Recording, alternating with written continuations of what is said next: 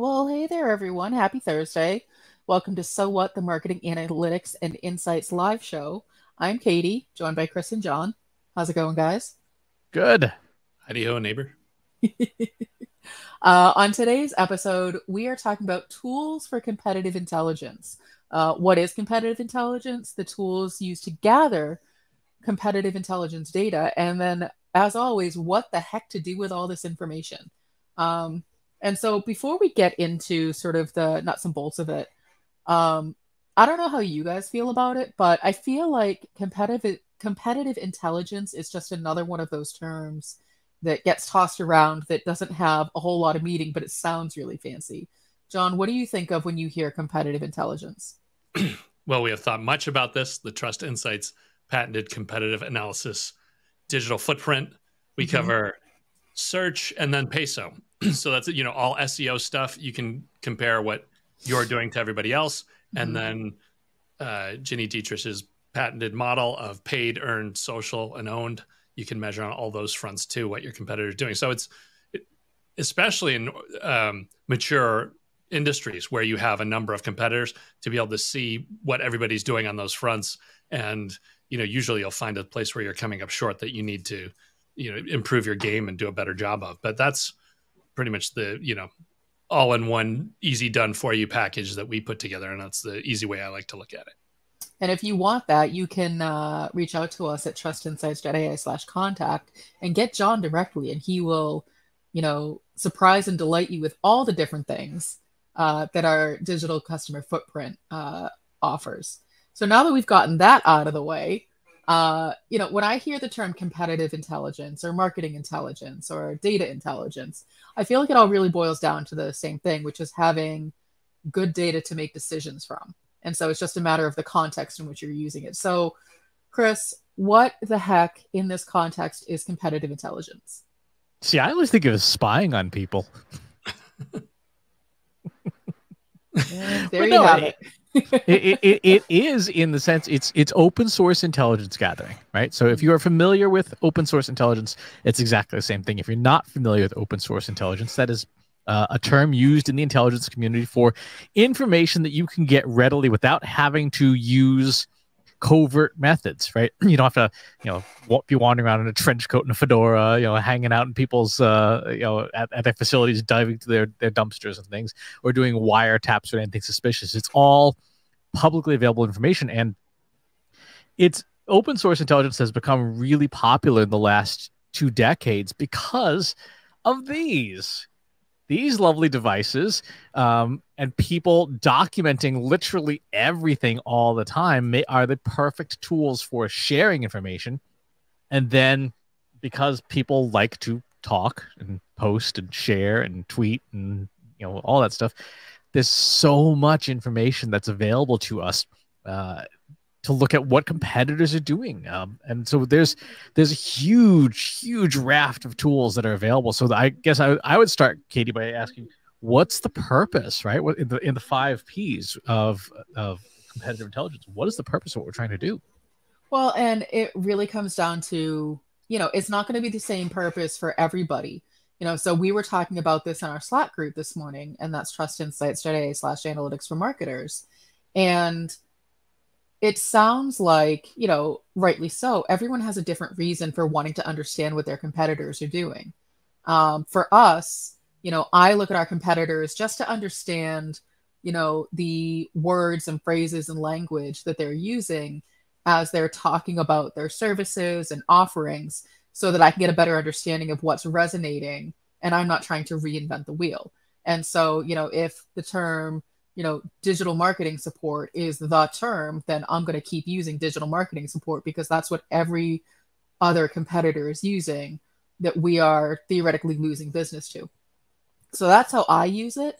But the purpose for another company might be, I want to, outpace my competitor in terms of social media followers, or I want to have, better customer service ratings, or I want to have, more customers in my, community than the guy down the street does. And so it really comes down to putting together that user story of, as a persona, and so let's just say the CEO. As a CEO, I want to understand the language that my competitors are using for their services so that I can mirror and match and try to get back some of that audience that I may have lost to them.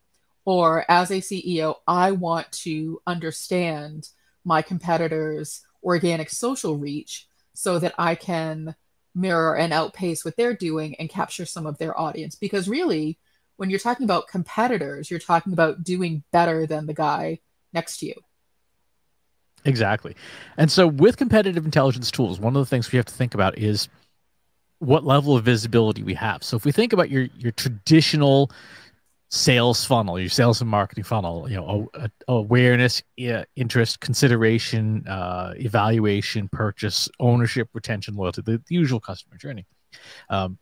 The further away from purchase you are, the easier it is to see things, right? So it is easy to see awareness, right? We can see how many mentions or press releases or things that a company has published. We can see how many social media mentions.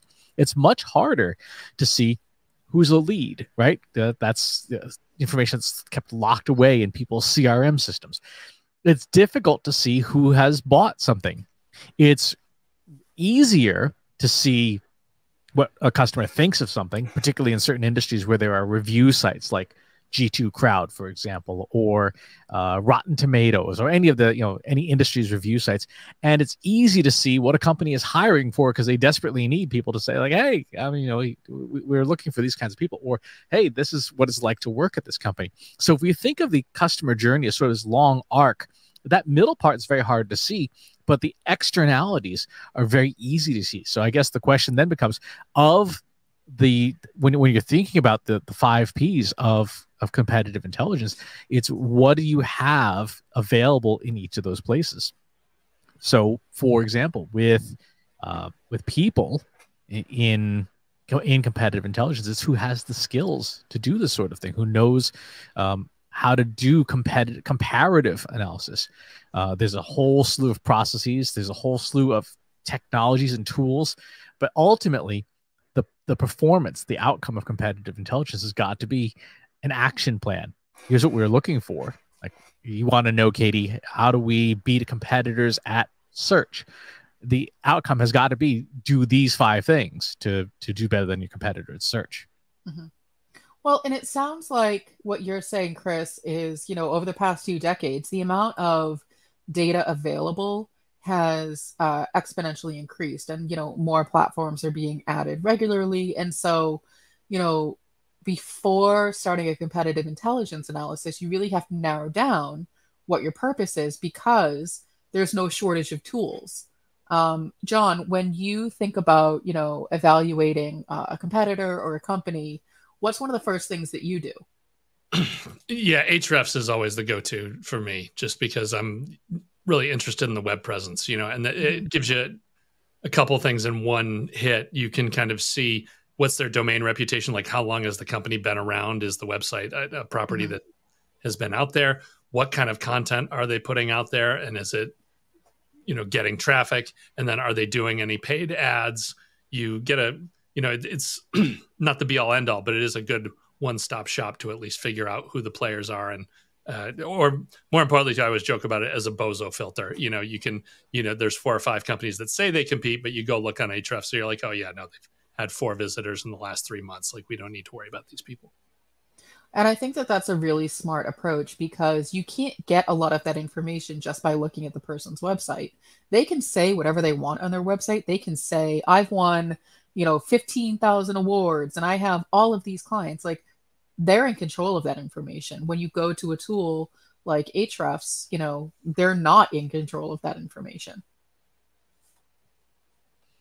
Okay, so let's look at a gallery. Let's step through I'm going to do a very quick walkthrough of just some of the tools that you can use, and then we can go back and look at the situations in which you might use these tools, and maybe talk through some of the use cases, maybe even do 1 or 2.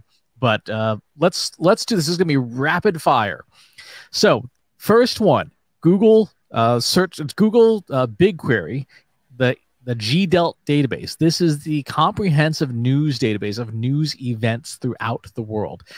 This is several terabytes. It's updated every 15 minutes. And chances are, if it's in here, it's also in Google News.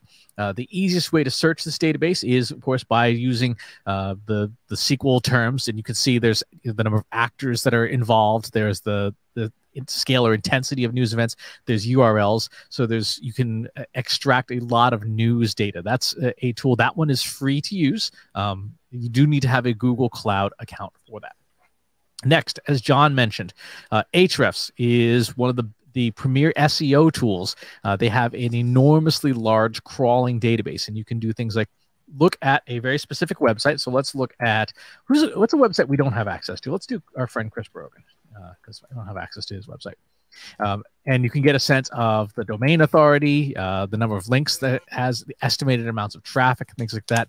You can compare keywords. You can audit a site to understand structurally how that site is doing. You can also do rank tracking, compare how a site ranks for certain keywords. And the tool, one of the things I think is really powerful, is it has batch analysis to allow you to do up to 200 websites comparisons of their metrics all in one shot. Very helpful. Another one that we've used a lot is a tool called SpyFu. This is specifically for pay-per-click advertising. They do some SEO stuff as well, but SpyFu is a very, very powerful, helpful tool for understanding what's going on with a website and its paid keywords. Now, for us, there's not going to be a whole lot of paid ads. We don't run paid ads, but this was a tool that lets you go through and see what competitors are advertising, what they're bidding, how much they're spending, and then you can get a look at the ads. Very, very useful tool. Next up, Google Trends. This one is totally free. I should mention Ahrefs and SpyFu both have subscription costs. Google Trends, totally free. Allows you to type in specific terms and look to see how those terms are doing compared to each other. So let's look at Deloitte, for example, Accenture. Let's look at Bain Company. This is a very simple example of how this works. You can see the relative search volumes in different countries, in different format types. Very powerful, very easy tool to use. This one is free. Indeed.com, one of my favorites for job postings. The reason for that is that pretty much every job software package out there allows you to post your openings to Indeed.com for free, which is, again, super helpful. If we wanted to check out, for example, what our friends over at Netflix are hiring for, let's look at Los Angeles and see, who's hiring and what are they hiring for. Stock operations analyst, and of course, this list goes on and on and on. If you were trying to figure out where a company might have a weak spot, you would go to Indeed.com and say, well, what are they hiring for? What gaps do they have? We have talked about in the past using this as a way to do sales pitches, even to look at a company and say, well, if you're hiring for like 48 marketing analysts, you might need some short-term help. And please call Trust Insights when you do. Indeed, free to use. The next one is a piece of software called CrowdTangle. CrowdTangle is a piece of software owned by Facebook, and it allows you to extract data about Facebook groups, Facebook itself, Instagram, and Reddit. You can export up to 2 years worth of data. You have to put in accounts manually, but you can go into those accounts then and see the history of what they've been up to. So again, we'll use our friends over at Netflix, and we can look at all the different Netflix accounts that they have and their engagement rates, and then dig into and export all of the individual posts and the post metrics. CrowdTangle is technically free to use, but it requires an application process that occurs pretty much never. They really stopped admitting people to be allowed to use the software about 5 years ago. We were actually one of the last companies to be let in before they closed the doors, but it is a useful tool. FRED, the Federal Reserve Economic Data System from the St. Louis Federal Reserve. This is by the U.S. government. It is free.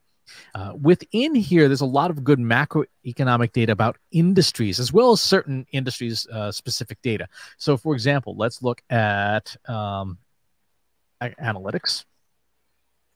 And you'll get a bunch of different data series. Actually, let's do this one. Let's do San Diego.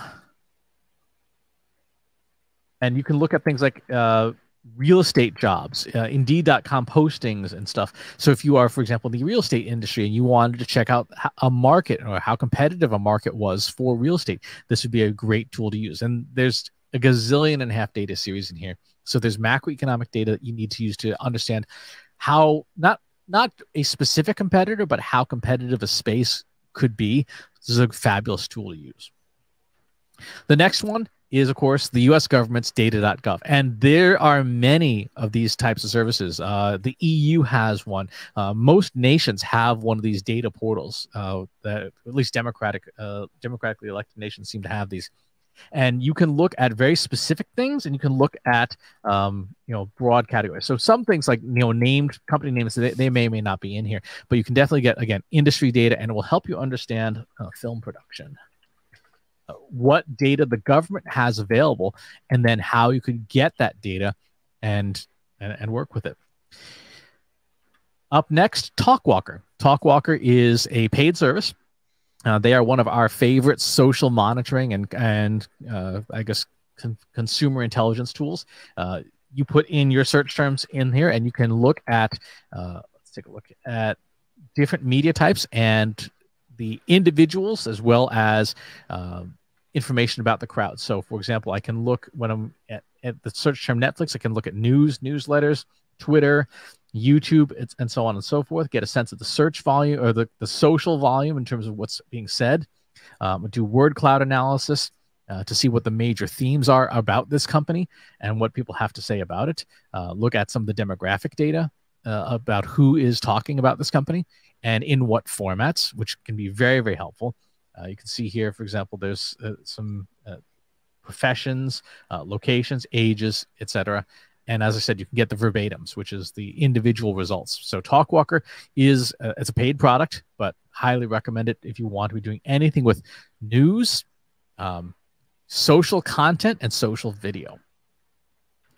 Next up is Open Food Facts. This is for the food and beverage industry specifically. This tool is a massive user-generated database of 2.8 million products around the planet. So if you are in food and beverage and you're looking at, you want to do competitive analysis of specific types of foods that your competitors offer and the nutritional values and data and reviews, great way to do that. The Internet Movie Database has all of its data available. You can download these massive tables. So if you are in film or TV production, you can, again, do competitive analysis, look at ratings, look at reviews, look at the velocity of growth of any particular show or franchise or selection of shows. One of the tools that has become very prominently used in the last couple of months with the increasing instability of platforms like Twitter is a tool called SNScrape. This is a free open source tool. I should mention, by the way, the IMDb and the Open Food Facts are also free. SNScrape is a piece of software that you have to download and compile. This allows you to scrape Facebook, Instagram, Mastodon, Reddit, Telegram, Twitter, vContact, and Sina Weibo. So if you're trying to extract data about those services and specific competitor accounts, you can get that data out of here. This requires some technical expertise, but it is well worth it if you can. There's our friend ChatGPT, which is an interesting example because it is trained on large sets of data. So it's not a bad idea for you to go in and ask it what it knows about you and what it knows about your competitors. In this case, I asked it, tell me what you know about a company named Trust Insights Incorporated. And it actually did a very credible job of explaining who we are and what we do. So if you want to get a sense from a preview perspective of what things like, Bing's ChatGPT integration might say, and you have access to the OG itself, give it an ask. A couple more. MX Toolbox is a very powerful tool for examining someone's email reputation. So you can put in the domain of yourself or a competitor and look to see how well set up they are technically. And then, are they on any email blacklists? Thankfully, we are doing good. But you can obviously imagine there are plenty of companies that are not. And it would be good to know from a competitive perspective if your competitors have some email issues that might be reducing their reach. Google itself is a very powerful tool if you know how to ask it questions. So in this case, I'm asking Google, show me unprotected spreadsheets that are accidentally listed on U.S. government websites that contain emails. Of course you are. And there's a large number of these. You can just go ahead and download all of these if you wanted to. The use obviously is to do competitive scans of domains to ask it things. For publicly traded companies, a company like Seeking Alpha is a very, very powerful tool. It is subscription based, but there's a lot you can get out of free subscription before you have to start paying for it. I particularly like that you can get things like earnings call transcripts, where you can get the transcripts of earning calls and then use natural language processing to pull out the major themes of what it is that people are talking about on the earnings calls. You will find a lot of information for publicly traded companies about what they think are major problems. And finally, Google Scholar. So Google Scholar is another portion of Google, but this one specifically looks at academic papers that have been published about or from a competitor. So if you're looking for competitors and you have a field where academic publishing is a thing, this is a great resource to go and see what your competitors are publishing about. A few weeks ago, when we did our show on social media algorithms, this is one of the sources where we found those papers to find, here's how Twitter's algorithm works. Here's how LinkedIn's algorithm works. And one last one. I forgot about this one. Glassdoor. Glassdoor is a super powerful place to go to ask, what's it like to work there? And there are certain tools that you can use to extract information programmatically. So if you wanted to gather up all the one-star reviews about a competitor and kind of get a sense of what it is that people don't like about working there, if you're trying to hire away from competitors, great tool to use, but also just gives you a sense of what it's like to deal with that competitor, what's like to work at that competitor, and maybe some of the system-wide issues that they're having. So that's a short, very fast run through a lot of different tools, which is one of the reasons why we're talking about how important it is to have those user stories and those 5 Ps defined. Yeah, no, and I think that's, it's dizzying. I was writing down the names of the tools as you were talking. And so if I changed the video, that might have been me accidentally. What about tools? This is obviously not an exhaustive list of tools that are available. And I think that's, sort of the overwhelming piece. Like if we think back to the Martech 9000, there are literally over 9,000 tools possible in a Martech stack. And we've actually started talking about tools outside of the Martech stack.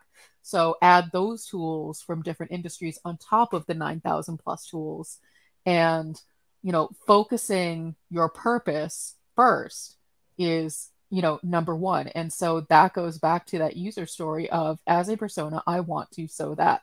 And so, if you are, someone who, your executive team comes to you and says, I want to do a competitive analysis, go find my top 5 competitors and tell me what they're doing.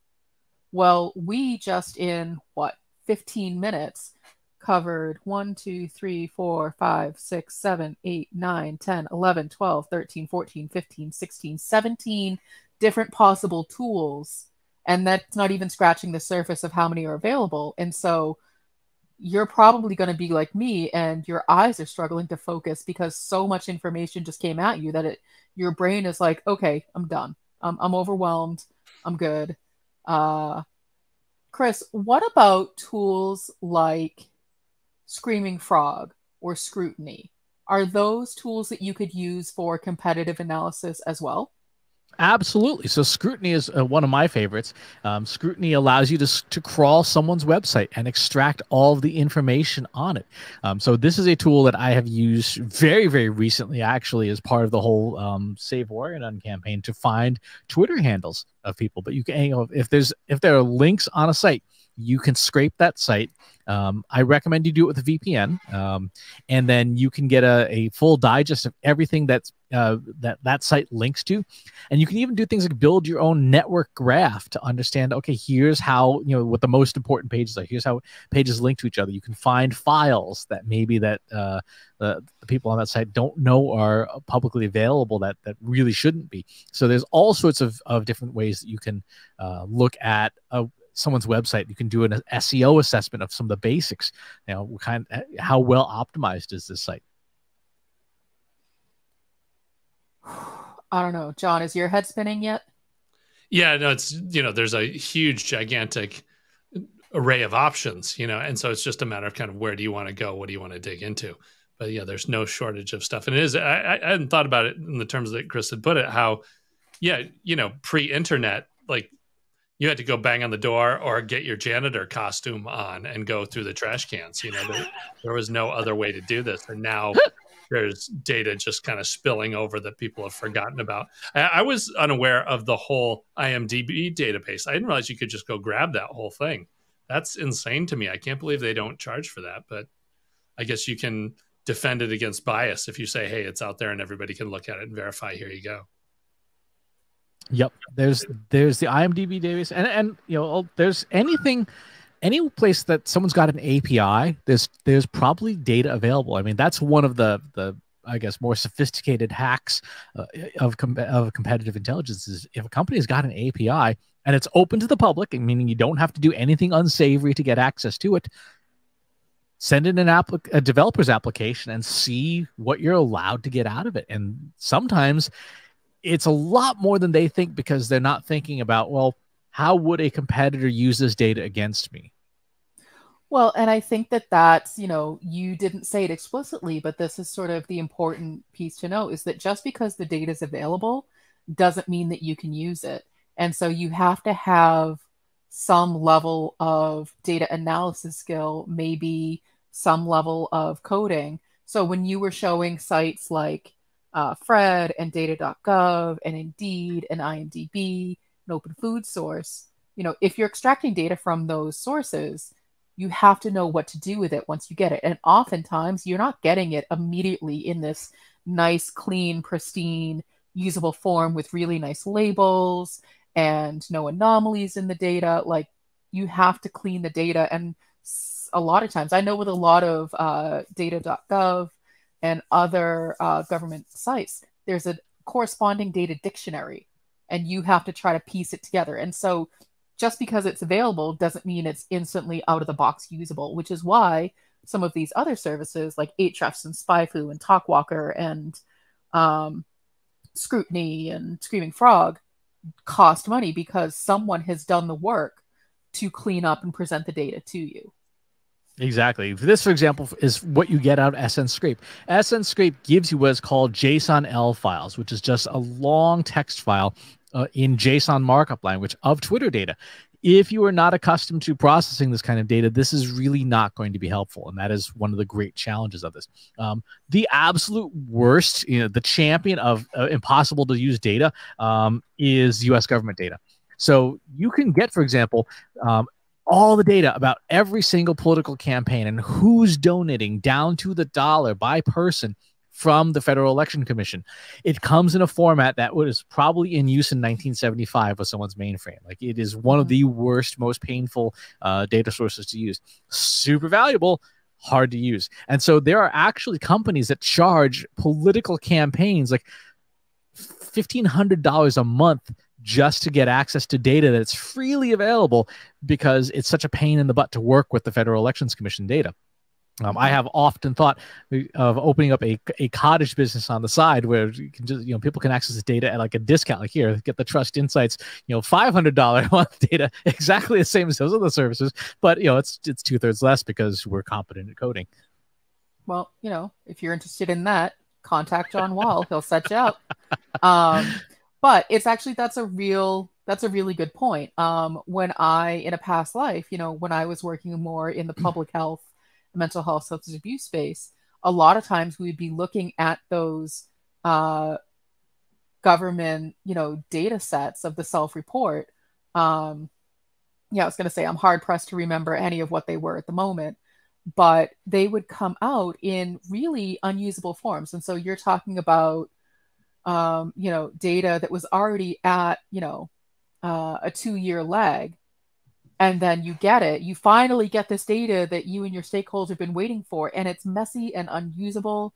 And so you have to spend another 6 months cleaning it up using, SPSS, because at the time that was the most appropriate tool to use it. And it was just, just because the data exists does not mean you're going to be able to immediately, use it.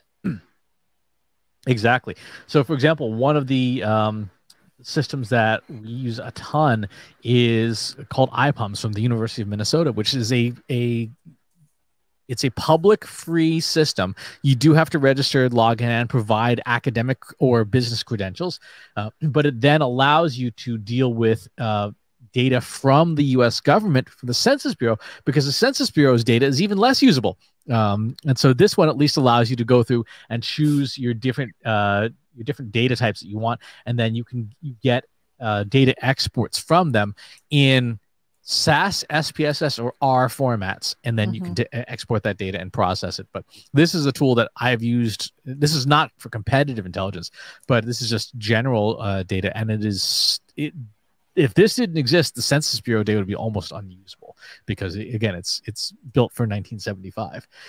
But there are other data sources, and you have to think outside the box when it comes to particularly government data for competitive analysis, because there's some that are so good, but we don't think about it until somebody else points it out. So one of the ones that we've talked about, I know, on the past on the show, is the Payroll Protection Program. So the Payroll Protection Program was a COVID era system that the government set up that said, hey, you can get loans from the government to deal with everything that's happening, and pretty much any company that was in business, period, from the smallest corner convenience store to Fortune 10 companies, went and got this data. Well, when you did that, you also had to register with the government and say, here's how much we're making, here's how many employees we have, here's the industry we're in. And so this data set, which is freely available from, I think it's the Department of the Treasury, has all your competitors and their most recent data, because they had to submit it in order to get these loans. Yeah, I mean, and so I think the point that we have now completely driven home is that there is no shortage of available data if you are asked to do some kind of a competitive analysis. And, to Chris's point, think beyond just, okay, how many Twitter followers do they have? How many articles did they publish this week? Or, how many times is their CEO mentioned in the news? And so there's tools beyond, especially depending on the industry that you're in. So I just found the website that I was thinking of is SAMHSA. So SAMHSA.gov. And then they also have DON data, NSOMS, NSAS, NSDA, RDC, TEDS, SAMDA. I mean, there's no shortage of data sets within data sets within data sets if you are in that industry. And so now that we have been talking for, almost 35 minutes about the available data, let's try to make it actionable. What can we do with some of this data? So let's say, Chris, for example, I come to you and I've done my user story and I say, as the CEO, I want to know how big our web presence is against our, competitors, so that I can make us even bigger and better. Really what I'm saying is I want more awareness. So where do we start with that? What do we do? Because that's a big question. Number one, who are your competitors? Right? It's not a fishing expedition. You have to have some level of focus. So who are the competitors that you care about? That would be the first place to start. And then the second question is, okay, it's website. You care about awareness. What specific measures does that mean? Are you talking about organic search traffic? Are you talking about pay-per-click advertising? What data set are we working with? Knowing who's involved and what kind of data determines the process, right? If you know the people, or in this case, the corporate entities, and you know the data set, which comes from the platforms, then you can decide, okay, how are we going to present this? How are we going to extract, transform, and then present this information? If we don't have that information, it's very, very difficult to do any kind of meaningful competitive analysis. So, Katie, how do you want to do this? Excellent question. Do you want me to sort of list off competitors, or like what data, let's say I'm a, loudmouth CEO who doesn't know what's going on. How would you, the analyst, start narrowing down my big ask. I'd say, okay, let's pick 3 competitors. Who are the competitors that you care about, that you really want to go after? So let's say, for the sake of this exercise, let's go McKinsey. Let's go, Deloitte. And let's go Bain. Because I have big, lofty aspirations, right or not, we're going to be bigger than all of them one day. Okay. So initially, we, just the very basic, we see McKinsey, Deloitte, and Bain. McKinsey and Deloitte rank for about 1 million keywords. We rank for under 1,000. So we got a little bit of work to do there. Traffic-wise, about the same. And then we can obviously go through and take a look at the different links. So there's some pretty clear gaps in our measures between the number of referring domains. Clearly, one of the big things that we should be looking at is getting more links. When you look at in this case Deloitte has 89 million links to its website, right? And McKinsey has 7.3 million, and we have 73,000. 73,000 is respectable. I mean, that's not zero. But it definitely shows, okay, there's a pretty big gap there. The next step that we would want to ask is if we want to increase our awareness, we need more links. To get more links, we need to go and start figuring out, okay, well, where should we be getting those links from? So in this case, we'll start here. It does not link to trustinsights.ai. And so I'm looking for different places that link to 1, 2, or all 3 of these competitors that don't link to us. Now, this is, again, a good starting point to ask some of those questions about, who do they get their links from? What quality of websites do they get their links from? And then based on what this would spit out, we would then say, okay, well, of those places that are giving them links, and this does take a little while, how realistic is it that we would be able to go and get comparable value links? Because no offense to us, but when McKinsey releases a new paper, it's not terribly hard to get people to link to it because of the McKinsey brand. It's slightly harder for us. It's not impossible, but it's slightly harder for us. John, so you mentioned at the top of the show that Ahrefs is one of the first tools that you do. Is this one of the types of analysis that you're looking at, or is this something that you might start incorporating into your research? Yeah, no, I've seen this report. It's usually not the first one that I run. The big one is the other one that shows content, to actually see what are the 4 or 5 biggest resources on their website. That's really where you can get a feel of, the stuff that they're publishing. Is it getting any traction for them? And that's just like the easy steal. You go look at those top 20 and you say, okay, which ones of these 20 do we not have on our website? And that's an easy place to get started as far as, gaining some ground on your competitors. Yeah, there you go. So see if there's anything we can steal from McKinsey right off the top. What is the metaverse? What is the meta? Yeah, that's... Well, when will the COVID-19 pandemic end? Never. So, in terms of, prioritizing this as actionable, if Chris, you and John were coming back to me with this information, I'd be like, great, go write something about COVID, or great, go write something about the metaverse and steal that traffic. I would expect you to say to me, yeah, we could do that, but it's not the right audience because that's not at the core of what Trust Insights does as a business.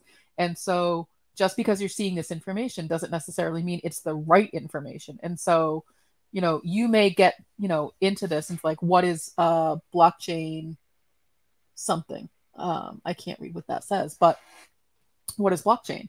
We could answer that question, but it's not necessarily the right question for us to answer. And so as you go through this, you might be like, you know what? Yeah, McKinsey is great and aspirational, but we don't actually compete with them at all because they do a bunch of stuff that we don't do. So we need to find someone who's more aligned with what we do. And so that would be the conversation that you, the analyst, would have to bring back to me and try to convince me, the CEO, that I'm wrong. So good luck with that. It is challenging because you do have... One of the challenging parts of competitive intelligence is that there is a natural, well, they're doing it at work, so we should be doing it too. And it's like, well, I can look at Kobe Bryant. He plays basketball and has done very well. So should I go play basketball? Probably not. Right? Very, very different outcomes. The ROI of a basketball for Kobe Bryant is substantially higher than it is for me. So that is part of what you have to take into account, is going back to the very beginning. What is it that you're trying to do? Because if you aren't clear on that, and you don't know what the outcome is that your stakeholders are after, you could end up doing a whole bunch of work that doesn't matter, or B, could do a whole bunch of work that leads you to a very unproductive outcome.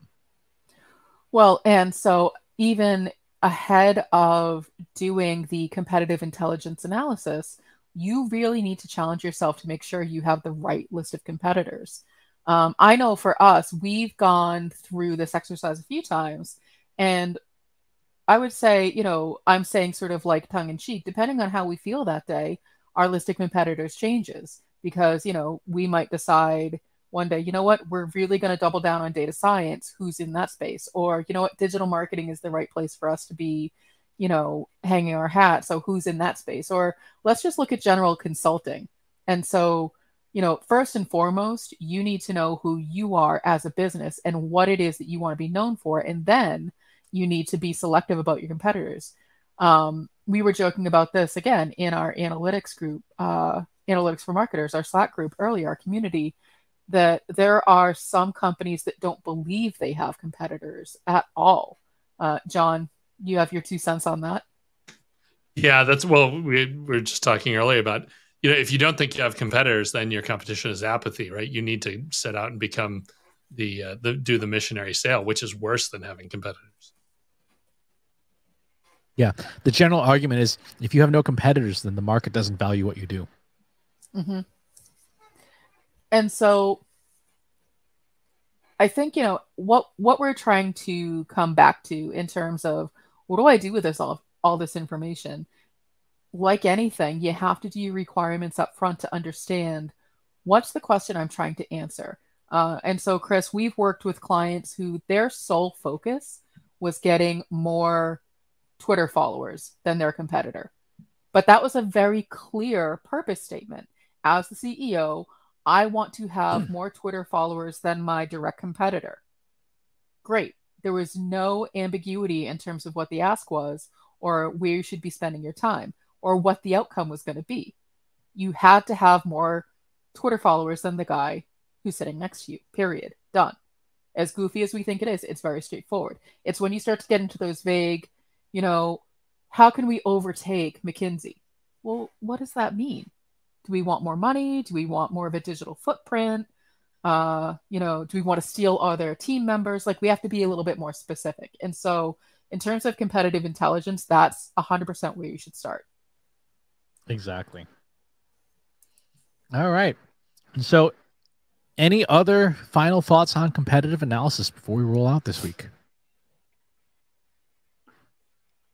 Go stomp the competition. See them scattered before you. Take their gold. I would say just be super clear about why you think you need to understand what your competitors are doing. If that's your sole focus and you're not really focusing on what's happening in your company right in front of you, you maybe need to reevaluate your priorities. Yeah, that's the old Henry Ford thing. The competitor you really need to beat is the company you were yesterday in order to be the company you want to be tomorrow. Competitors are good, and it's important to know that the pressures they exert on your market.